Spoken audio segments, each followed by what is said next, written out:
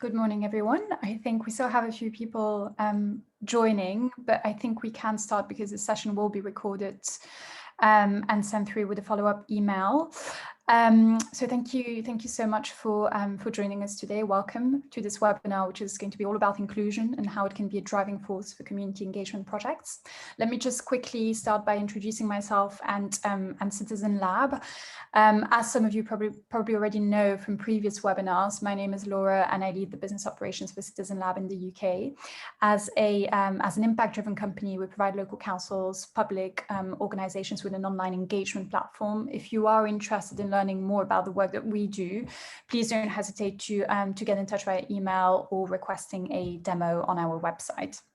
Today, however, we are going to hear from Jacqui Broadhead from the Centre on Migration, Policy and Society, also known as COMPAS, a research centre at Oxford University. Most of our attendees are local councils or engagement practitioners, which is why the focus of the webinar is really to share some useful insights on best practices and tips so that you can hopefully leave with a few ideas to incorporate in your day-to-day work, really. So yes, just grab a pen and pencil and a pen and paper, sorry, and enjoy the session. Maybe just a few sort of housekeeping rules before we start off. The structure of the webinar is as follows. We're going to start with a very quick introduction to our speaker, followed by a rather informal fireside type chat with our guest for about 30 minutes, and then we'll wrap it up with a round of Q&As. Feel free to drop any questions you might have in the chat, but we will cover them at the end during the Q&A session. The webinar, as I said, is recorded, and I will be following up probably after Easter with an email to all of those who registered with some sort of resources and a recording of the webinar. So yes, I'm very happy to have here with me today Jacqui Broadhead. Hi, Jacqui. Hi. All of your experience is super interesting. Just to give a sort of quick introduction to the attendees, you are actually an alumna of the National Graduate Development Programme for Local Government, which is quite interesting. And you have worked in local government in the past, if I'm not mistaken. I think that was at Islington Council, where you managed the refugee and migrant team. And since then, you have moved to the academic field. You are currently the director of the Global Exchange on Migration and Diversity at COMPAS. And between 2017 and 2019, you were involved with the Inclusive Cities program, which we will talk about in more depth in a few minutes' time. So thank you very much for joining us today. Maybe just to start us off, would you mind telling us a little bit about your role and your organization's mission? Yeah, thanks very much, Laura. It's a real pleasure to be here, and I'm looking forward to the discussion and also to the Q&A as well. So COMPAS, as you said, is a multidisciplinary migration research centre. And the bit that I lead, the Global Exchange, is focused on knowledge exchange. So as you said, I have a background in local government and in other parts of the public sector as well, and then moved over to academia.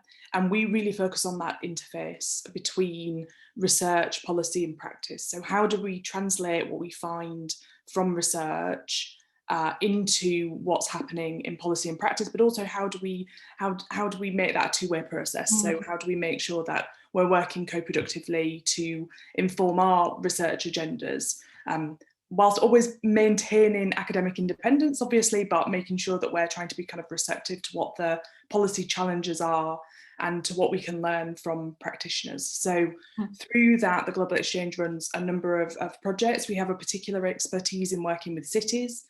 So we run a project called CMIS, which works with European cities, particularly focused on the challenges of supporting irregular migrants. And you mentioned the Inclusive Cities programme, which is based here in the UK. It had a first phase that worked with 6 cities from 2017 to 2019, and we now work with 12 cities. And that programme's ongoing, and we've been working with 12 cities from across the UK on their approaches to integration and inclusion. Amazing, and we'll talk about all of that in more detail. Maybe just on a more personal sort of note, where does your interest on inclusion sort of come from? Yeah, so I think inequality and equality, and then linked to that, inclusion has probably been the kind of thing that links a lot of very disparate aspects of my career. So I started off as a secondary school teacher as part of their Teach First programme, which is about tackling educational inequality. As you said, I then moved on to working for Islington Council, and Islington always had a really strong focus on fairness. So they launched the first Fairness Commission, that was in about 2010. I worked on that. It was one of the kind of first pieces of work that I did, and also focusing on child poverty. I worked for a charity in Islington, which is a place-based philanthropic organisation called Islington Giving, which was about how place-based philanthropy could really tackle poverty and inequality.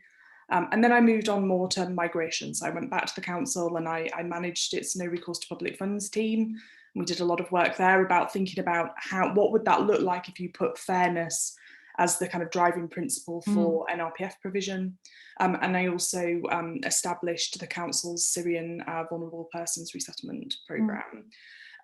So kind of lots of different ways of looking at what are actually quite similar issues. They might sound a bit niche on one end or the other, but actually they're all kind of illuminated by this fact that structural inequality is a problem for all of us, and how we kind of include everybody is really vital to the kind of big questions of local government and local governance. Absolutely. And to get into the kind of meat of the subject, let's maybe try by talking about inclusion and trying to sort of categorize the different inclusion challenges that local governments face. Just sort of wondering if you could give us a little bit of an overview of those different communities or types of communities that we're looking at when we talk specifically about inclusion. Yeah. So I think it's a really important question. I think there's an important principle that we have to start with, which is inclusion is an everyone question. So sometimes I think an error is to go straight into the targeted groups, when actually what we're talking about is how do we make sure that everybody is heard, and also that from our research base, which focuses on migrant integration, but I think has some application more widely, that integration is a two-way or multi-way process of mutual accommodation. So the onus can't all be on the kind of targeted groups. It has to be this kind of sense of shared responsibility. And that's a kind of really important starting point before you go into the kind of targeted groups. And sometimes we hear groups defined as being hard to reach. But in a way, we might want to flip that over and say, why do we find it difficult to hear these groups? So, those kind of principles I think are important as a starting point. And then I would probably, the Equalities Act then is a good place to start in terms of thinking about the specific groups that you might want to work with. So those protected characteristics, and thinking about how, we're upholding the public sector equality duty, etc. But we know that there are some gaps within that. The socioeconomic duty being one that obviously is much talked about at the moment, so in the Act but not enacted. But also other ones. So when we think about refugee and migrant groups, that's not a specific protected characteristic, but obviously it is a group.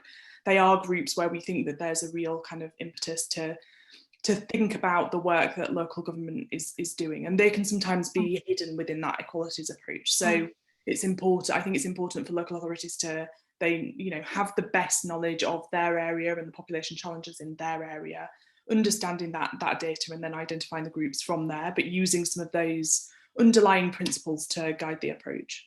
That's really interesting. So in terms of setting up a strategy to reach out to different sort of communities, would you sort of recommend more of a kind of one strategy that is going to reach out to different types of communities that we would think as hard to reach, or would it be specific sort of targeted approaches for each one of them? I mean, the first thing I would say is good for you if you have a strategy on it, because I think that's one of the first things is that we really lack strategic approaches in lots of these areas, partly because of, just retrenchment of resources. So a lot of really good work that had been happening on equalities, for example, I know that just, a lot of those equalities teams that used to exist, frankly, they don't exist anymore. Or if they do exist, they're much reduced. So, I think it's important to start from that recognition that local authorities are working with such a smaller amount of capacity across the board. But this kind of policy strategic work is an area in particular where there's, had absolutely huge retrenchments in its funding. So good for you if your local authority is thinking about this. And I think there is an increasing understanding of its relevance. But yes, we lack statutory frameworks outside of the Equalities Act for doing some of this work. So for example, on migrant integration, there is no UK-wide integration strategy or framework for local authorities. So they are having to kind of sit down and define some of that for themselves. Mm-hmm. And I think that there are different approaches. It's definitely not a one size fits all. And with the Inclusive Cities programme, we really try to be flexible. So to give you an example, we might talk in more depth about some of these examples later. For the GLA, they were really, for the Greater London Authority, they have a strategy for social inclusion, and they were very clear that they didn't want to do separate strategies, that they wanted to have a social inclusion strategy that covered all of the groups that they were interested in. And then for other areas, that doesn't work quite as well, and they might decide, no, actually we really want a targeted asylum and refugee strategy because we've noticed that this is an area where we're really not doing enough work on, and so we really want to kind of focus our efforts on a kind of migrant integration strategy or a disability equality strategy, etc., digital inclusion strategy, whatever it is, because we've done a review across the piece and this is a huge gap for us. Yeah. And I think we might talk about later that point about at what point you try to mainstream practice and at what point you decide, actually, no, we need kind of targeted provision. It won't be the same for every area. Yeah. And it's also true that in some areas there are other approaches that you can hook inclusion onto, because it doesn't always have a lot of resource attached, or it doesn't have a high profile. Sometimes you have to be quite creative and say, well, this is an area that we have some resource, we might be able to get some resource, and also that's very high priority. So why don't we include some of our inclusion work in this area, because then we know we've got a better chance of getting some resources behind it and of getting, for example, political buy-in to do this work. Yeah, absolutely. And maybe to link that into the work that you do at the at Compass, maybe we can talk a little bit more about inclusive cities now. Could you maybe tell us a little bit more about the cities involved in this program? Who are they? What kind of challenges did they face in terms of inclusion? Yeah, so the programme really came out of research that we had done on migrant integration in the UK and what was happening, and really the fact that there were pockets of really great practice, but there wasn't kind of a strategic approach. And the local authorities that we spoke to in the first phase said, we find it really hard to develop a strategic approach in this area. We don't feel like we have a framework for understanding what we should be doing. We find it really hard to have space to do peer learning between cities, and we don't know what's happening internationally. So the design of the programme is that it's a knowledge exchange, and it's designed to basically meet those three needs. So we try and synthesise what the research evidence says on migrant integration and inclusion.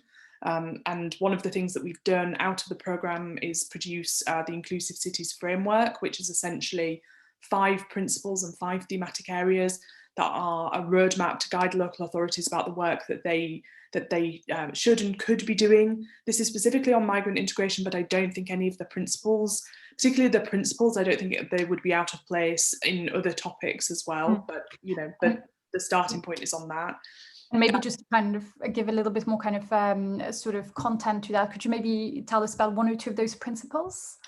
Yeah, so you're testing me now, but from memory, the principles basically are about, so one of the things that came through really strongly that we actually were quite surprised about was that all of our cities said they found it really difficult to talk about this topic, and they wanted input and advice on strategic communications and on the narrative of inclusion.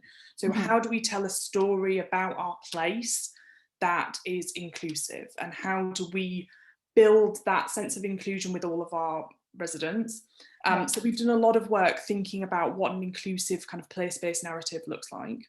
So that's one of the principles. Some of the other principles are, as I talked about earlier, realizing that inclusion and integration is not just an issue for the migrants themselves, that it has to be a whole community issue. So we actually talk about newcomer communities rather than specific kind of migrant, non-migrant communities.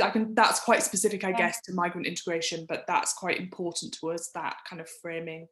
We talk about the importance of kind of using data and evidence in your work, and how you kind of use that to strategically plan. So our model is an action planning model. So effectively, quite often there will be some kind of strategic planning. Again, we spoke to local authorities and we said, do we think helping you to establish a strategy is the best way about this? And they said, no, actually we think an action planning model will be more useful for us, because that will just help us sort of get on with some of this work, rather than sometimes, you know, strategy documents can spend a lot of time working on them, but then actually they don't then have a lot of impact on implementation, and we really want something focused and practical. And then one of the principles, I'm definitely leaving out a couple of these principles, but it's also great.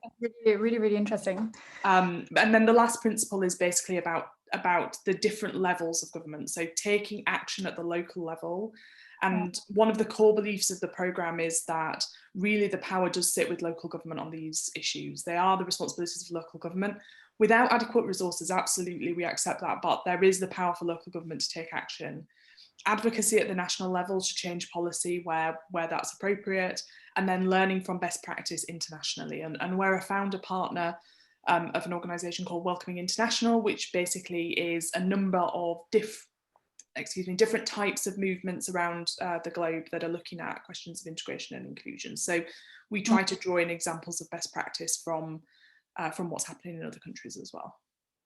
That's really interesting.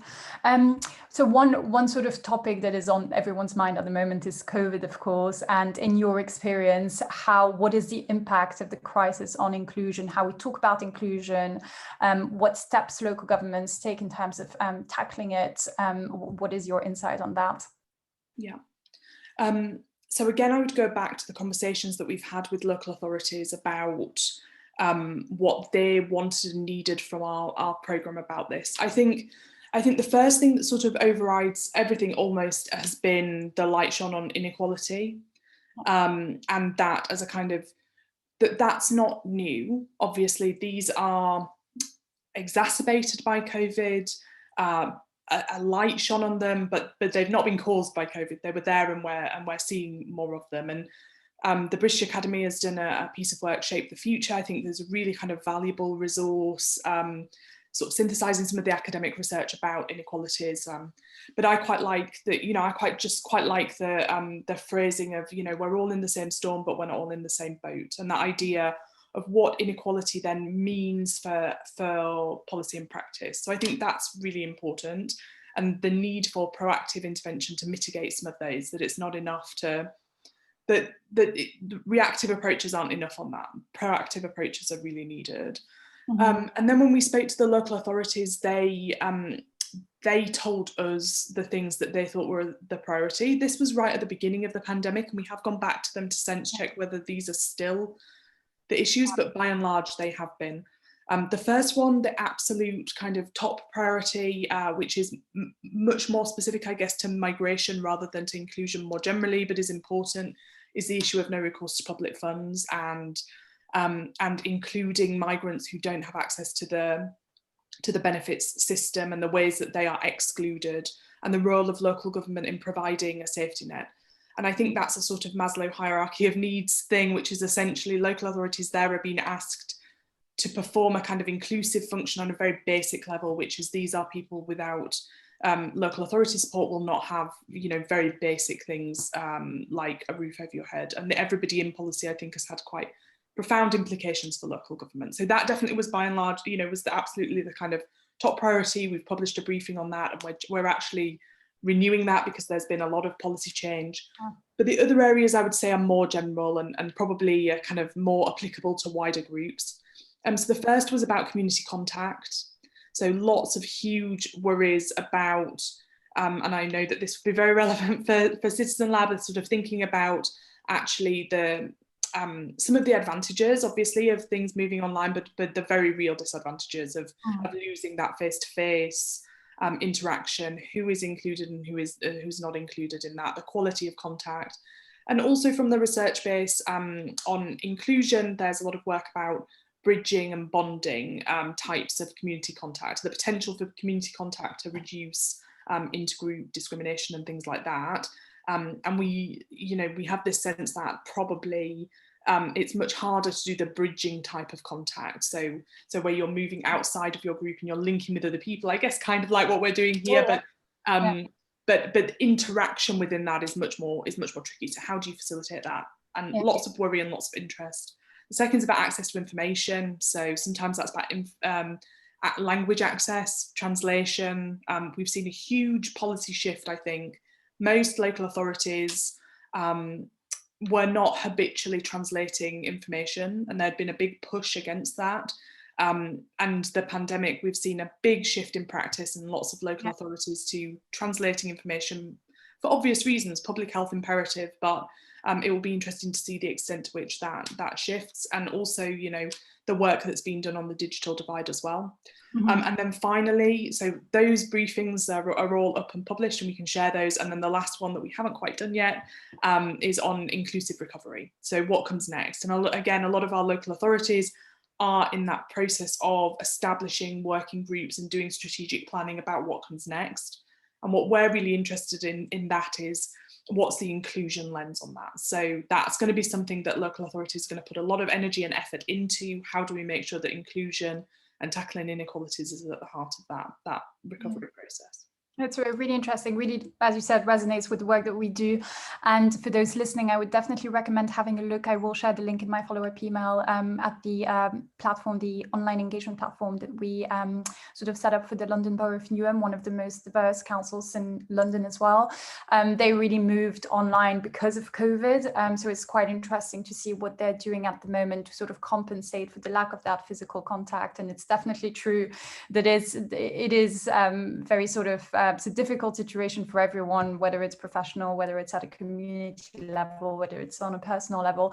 In terms of tech, obviously, there are sites that are very inclusive, because by essence, it's kind of, you know, for some type of, you know, inclusion topics and debates, it is actually really good. But then, of course, there are others, because it doesn't matter what color you have, what, you know, religion you are. It doesn't really matter in terms of accessing that tool, as long as the tool is designed in a sort of user-friendly way. But then there are other types of inclusion that we struggle with, for example, the digital divide, as you said. So it's really about trying to combine all of those different tools, isn't it, and trying to reach out to different people in different ways.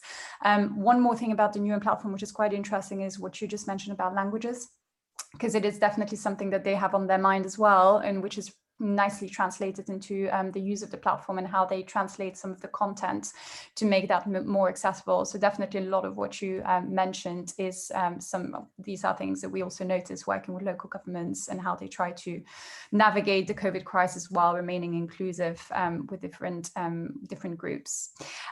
Let's maybe talk about solutions now. This series of webinars is really about sharing practical tips, as I said at the beginning. We like to make sure that the attendees leave with a few ideas that they can then incorporate in their day-to-day work, as well as a few resources. Maybe just to start us off on those solutions, could you maybe tell us about one or two local councils that have worked on a successful strategy around inclusion? You mentioned the GLA, maybe you want to say a little bit more about that, or give us another example as well. Yeah, absolutely. So the Greater London Authority's social inclusion strategy, I think, is quite a good model, in the sense of it's grounded in some of the principles that we talked about earlier. It's comprehensive, and it came from a kind of period of engagement. Also has embedded within it quite strong links with NGO partners. So they have an initiative called the Citizenship and Integration Initiative, which is a partnership with Trust for London, so a charitable trust, and they co-funded placing NGO partners within the GLA for secondments of sort of 6 months to work on particular issues. So, for example, and some of these again are migration specific, but to give an example, they had a particular focus on the rights of young migrant Londoners. So they'd identified that as a big gap in their provision, something that they wanted to kind of look at.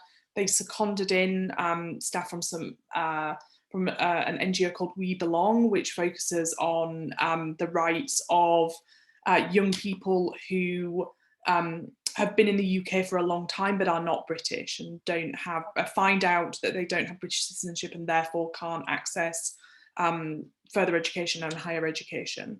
So they seconded them into the organisation, worked on a kind of plan, both in terms of kind of advocacy, but also in terms of kind of practically what can be done, and then sort of translated that into a programme. And I think that's a really nice sort of practical model of action.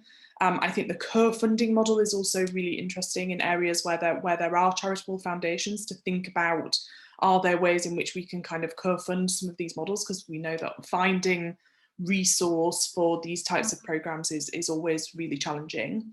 On a sort of separate tack, I think Glasgow is quite an interesting example, because they have kind of placed their inclusion work in a completely different area of the council. So for them, it's very linked to their economic regeneration work. And international strategy work. So they have a slightly different outlook, in the sense that they're interested in how they actually increase their migrant population, because they've had kind of longer term population decline. So it's a slightly different context. But the fact that they have kind of put this work in a completely different place to where it sits in other local authorities, I think is quite an interesting model of thinking creatively about where this work sits. And it doesn't always have to kind of be where you might sort of think in the first place. And then thirdly, Cardiff have taken, again, a completely distinctive approach, and quite a sort of a much more, in a way, kind of low-key approach in some ways, which is that they identified a number of very specific priorities. One was around improving their English language provision, which is something which is a huge challenge, but almost an inexplicably huge challenge, because everybody is very supportive of English language provision improving, and yet it doesn't seem to improve, you know. So it's like huge challenge. So they had that, and improving their kind of hub model, and also improving access to employment. And they set up a number of multi-sector, stakeholder, task and finish groups in each of those areas, with a very targeted planning process. And again, they also focused on how they could access external funding to bring in for each of those groups. So that they could then have dedicated resource attached to that, and then be able to kind of transfer that into their practice. It's a slightly different context, because the Welsh Government has dedicated community cohesion coordinators. So there is a resource there that doesn't exist in some areas. And I think looking to the devolved administrations and some of the work that's happening at devolved administration level can also be really powerful as well, because I said at the beginning that the UK doesn't have an integration strategy, but the Scottish Government does, and the Welsh Government also has some equivalents as well. So the Welsh Parliament also has some. So there are also really interesting examples at that level. Yeah, makes sense. My second question was going to be around why these sort of areas, why these councils decided that they needed an inclusion strategy. And I think you've already kind of answered that, because it depends on the kind of identity of the council, what the demographic needs maybe, and so on. So I think, unless you want to add anything on that to that, I will move to the next question. Yeah, I think the only thing that I would add would just be about the opportunities that will arise as we get the results back from the census. Yeah. I think there's a lot of work and effort that's gone into kind of ensuring that people complete the census, but then there is quite a big moment, both in terms of the narrative point that I talked about. So we will get this moment where there will be the kind of announcement of the changes in demographics, that might be quite a sensitive, challenging moment in terms of how that's perceived, of whether there is kind of organising around that on the more negative side. But there's also a huge chance for local authorities to kind of own that and talk about that, as well as a kind of secondary point about actually it's a unique data set, and we only get it once every 10 years. So actually having a census, you know, for the past few years, we've obviously had that moment where you say, well, we have the information from the census, but it's incredibly out of date. Well, we're going to have a moment where we actually have information that is timely. And so really thinking about that as an opportunity for planning, for things like English language provision, for things like understanding your demographics. It's a big opportunity and a good impetus to get buy-in as well, potentially within the local authority. Great. And going back to Scotland, the census is next year in Scotland, but in the other 3 nations. Just yeah. In terms of practical sort of tips, again, how do you actually set up an inclusion strategy? Who are your stakeholders when you start thinking about setting something up within a council? Yeah, I think it's a really good question. Again, I would come back to the point I made right at the beginning. So a lot of really good community engagement work often will start with the migrant groups themselves. So with existing NGO stakeholders, and that's great. But actually, sometimes the best thing to do is also to engage the people who, if we're thinking about it as an everyone issue, how can you engage the people who are not already around the table? One way to do that can be NGO charity groups who actually, this isn't the thing that's kind of top of their agenda. It's not the thing that they are kind of known for, but they might be interested in doing this. To give a very small example, an organisation that I worked with was interested in doing a volunteering programme for its service users. And effectively what they said was, why should our service users just volunteer within the kind of groups that they already know about? So they came to us as refugees or asylum seekers, for example, and then the volunteering opportunities that we offer them are all within the refugee and asylum seeker sector. So actually what we're going to do is link up with our local charity for older people and actually think about a volunteering programme that kind of goes both ways that way, because that way we're doing a bit more of that kind of bridging work. So bringing in some of the groups that you maybe might not think about straight away.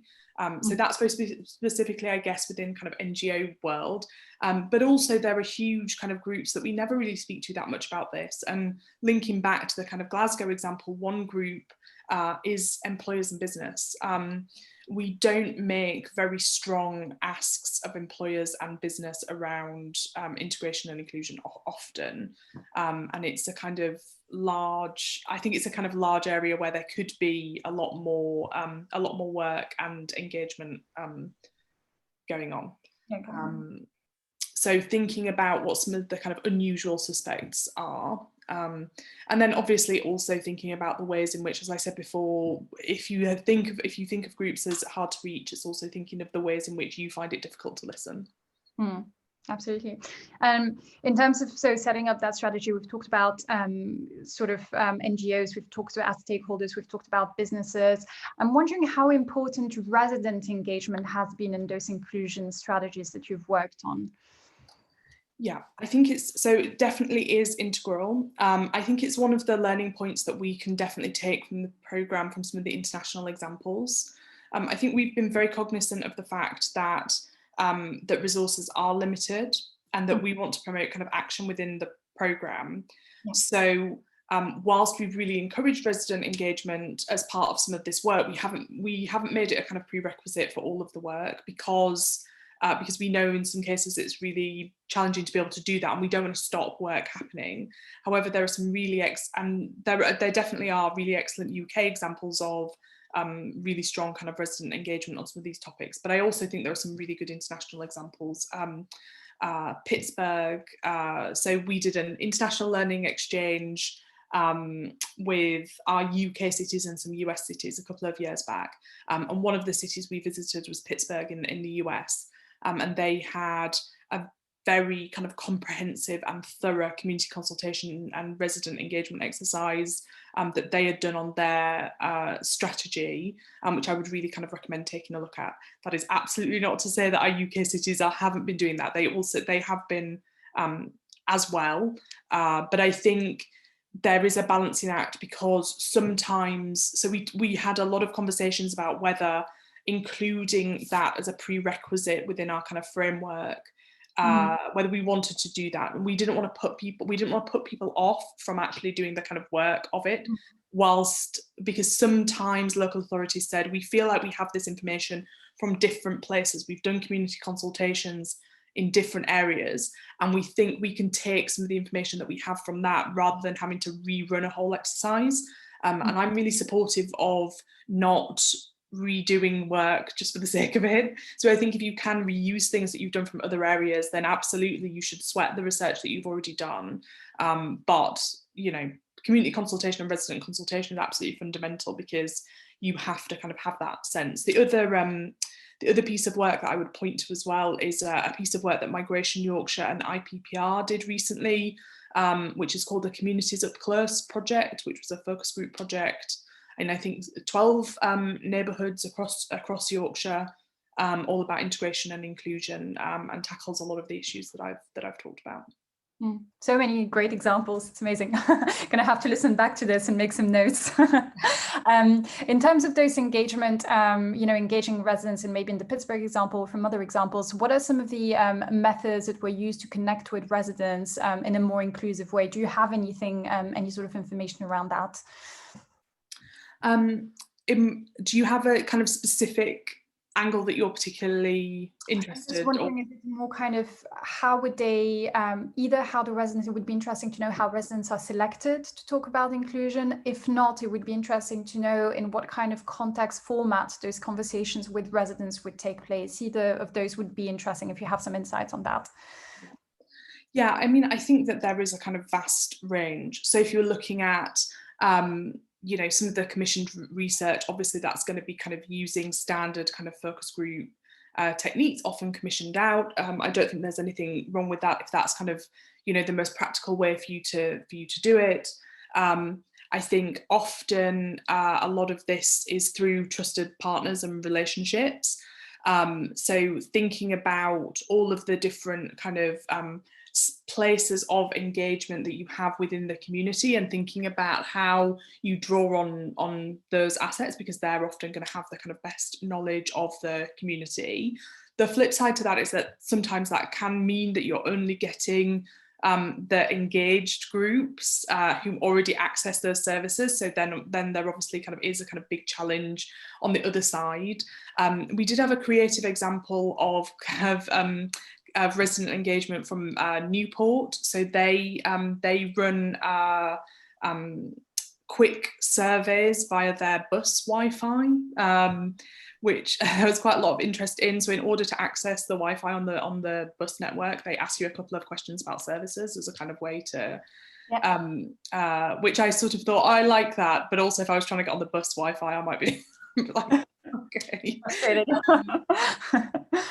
But yeah, I think it's predominantly about those understanding the kind of demographics of your community, understanding who the kind of trusted partners are who work within that community, know that community well, and sustained kind of long-term programs of engagement. And then also understanding where you have gaps, and then strategically thinking, okay, well, so for example, again, on migrant integration and inclusion, quite often for some of our cities, they will say, well, actually one of the groups that we find hardest to listen to are some of our European migrants, because of their work patterns. And so actually we need to move our consultation work. Either can we link up with employers?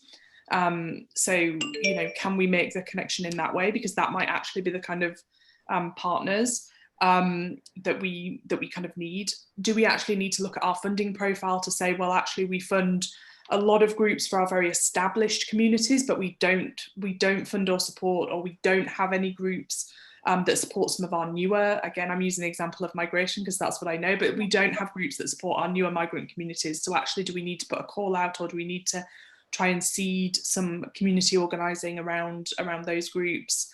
And do we need to look at actually just what is making our, the way that we're engaging? Are there ways that we could make that more inclusive? So with that group, it might be, well, we're running it during work hours, and actually with shift patterns, that just means it's completely inaccessible. So we need to, run things on evenings and weekends, because that's what's going to be more accessible for that group. So there are kind of lots of different approaches to kind of thinking it through and planning. Yeah, definitely. And I mean, we are a digital engagement tool, so I'm sure some of our attendees will be interested to know how we can contribute to more inclusive engagement. Some of the things that you just mentioned are very relevant, of course. I mean, we sort of start from the premise that there is no ideal engagement tool that is going to, reach out to every single resident. It's really about that, a sort of overarching engagement strategy with different methods within that. And our platform can often underpin those efforts by bringing everything nicely together. One of the things that you mentioned about reaching out to residents who are going to have sort of long working hours, digital engagement can be a solution in terms of that, because you can afford to host a much longer term term, more continuous kind of consultation online that people can sign up to and engage with whenever is best for them. But of course, that's just kind of one example in terms of specific cases. So you talked a lot about migrants, Jacqui. Our sort of interesting case study, or the one that I would like to mention, is probably youth engagement, which is very much facilitated by the use of digital tools. In my follow-up email, I will send through a couple of links for our attendees to look at. But one interesting example we had is working with the Youth for Climate movement in Brussels. It was a pretty sort of disorganized movement of young residents who didn't really have a structure, and they adopted our platform to basically collect a whole lot of ideas from those young residents who were protesting on the streets in terms of what kind of changes they would like to see in terms of tackling climate change. And the ultimate sort of result of that was that they collected over 3,000 ideas from residents by engaging them on the platform, and managed to turn that into 15 resident priorities to push to the Belgian government. So that's a nice example of how a digital tool can reach out to a specific community, to young people, for example, while at the same time it can also be a tool that reaches out to all sorts of different people. So that's, I just wanted to say a few words about the work that we do in terms of that, and I will share, of course, a guide in my follow-up email, a few links that you can consult in your own time. Maybe just before we wrap up, because actually it has been 45 minutes, time flies, and maybe a final few words of wisdom for cities that feel that they're lagging behind on the work that they're doing to build inclusive communities. Would you have anything to share, Jacqui? I mean, my first thought would be to look at some of the examples and look at the kind of peer learning from other cities. I think this is one of the consequences of how much work we all have is how little time there is to actually learn from others, rather than reinvent the wheel. So I think thinking about, can I make contact with that other place that's already kind of doing some of this and learn from each other?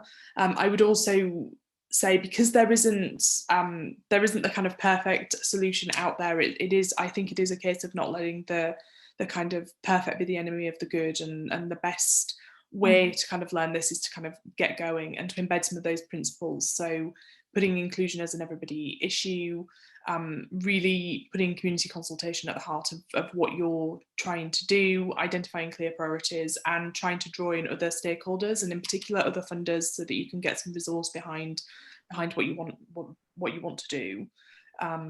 Those would be my top tips, and also making sure that you have the internal buy-in by linking into other policy agendas as well. Sounds great. Perfect. Thanks a lot, Jacqui. Right, let's see what kind of questions we have. I can see one coming up from Jade, who actually is wondering which local authorities you have been working with. I think you mentioned the GLA, you mentioned Glasgow. Are there any other ones that you wanted to sort of name? Sure, you're going to test me now. So they're all listed, but it's Belfast, Bristol, Brighton, Birmingham, Cardiff, Peterborough, Newry and Down, Newport, Glasgow, Sheffield. That's loads already. Liverpool, great. And Peterborough. Maybe I said Peterborough twice, but yeah. No, that's great. That's really good. And I will, Jade, I will share links to the Compass website as well. There are a few documents you can download as well to sort of read about specific projects. But that's great. That's really good to get that overview of cities. Another question is about children and whether there have been any projects focusing specifically on children.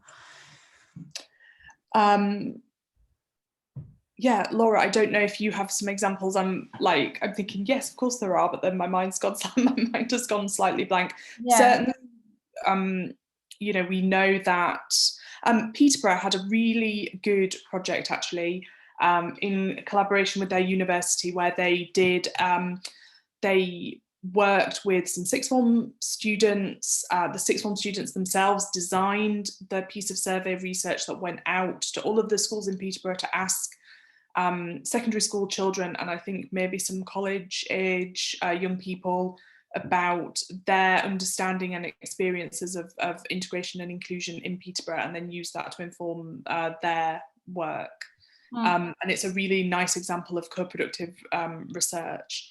And the sixth formers themselves who designed the research, I think, did a really kind of impressive job, supported by the academics, and it was a really nice kind of piece of work. We also know from all of the research on migrant integration that schools are the place where people think that integration is working best. But I don't think, I mean, partly because of the way that our kind of, I mean, obviously with COVID at the moment, but even outside of COVID, the way our interaction between schools and local government, I think there are quite a lot of missed opportunities about the way that we use schools as sites for integration, but also for community consultation. Mm. And then specifically on engagement from our perspective, we have a few articles on the blog about the work done by a council in Scotland, actually in North Ayrshire, around youth engagement, and they focus specifically on children who are still at school and then going up a little bit beyond that as well. So I'll share a few links on that as well. We have an interview with 2 young residents actually who engage with sort of policymaking in the area. So that will be quite interesting probably for our attendee to share.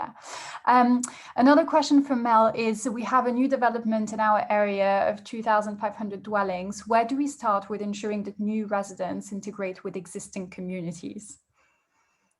Yes, this is a great question. So the first thing that I would say is that planning approaches have not been, I don't think have not been kind of well linked up always with integration and inclusion. Obviously there's a kind of strong kind of consultation sense within kind of the planning system, but the links between the kind of work that I do and kind of planning work, I think could be really, really strengthened. So I think it's a really interesting question. And if I were looking for examples of where that does happen, then Germany is a really good example of that. And their integration work is always based within planning departments. So the kind of spatial aspect of integration and inclusion is always really central. So I would definitely kind of look at some of the, and the European website on social integration is quite a good place to look.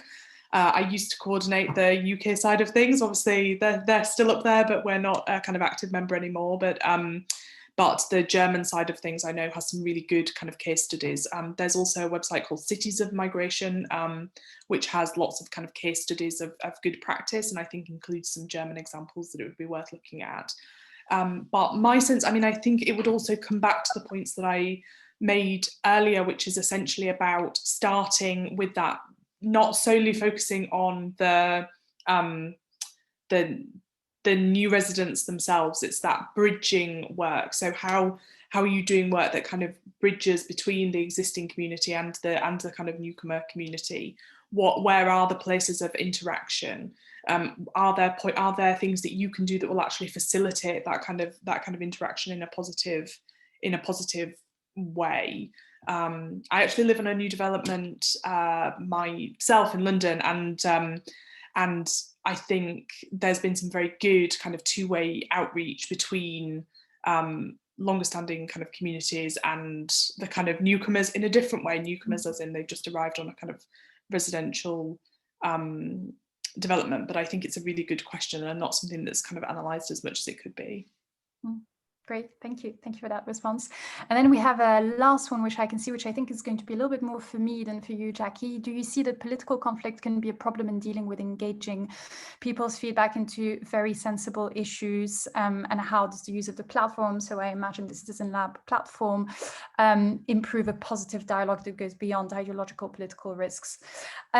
Very super interesting question. I think that if we accept to do resident engagement, we do have to accept that there's going to be an element of conflict that's just unavoidable. I would say that most councils, the way in which they're going to use the platform is going to be in a productive and constructive way. So it's going to be about something quite tangible happening in the area. So for example, redesigning whether it's a sort of square, whether it's a street, whether it's an estate. It could be something around community assemblies being held on the platform as well. It could be something around about mobility in the area. So it's always going to be it's often going to be a topic that is going to be relevant to everyone.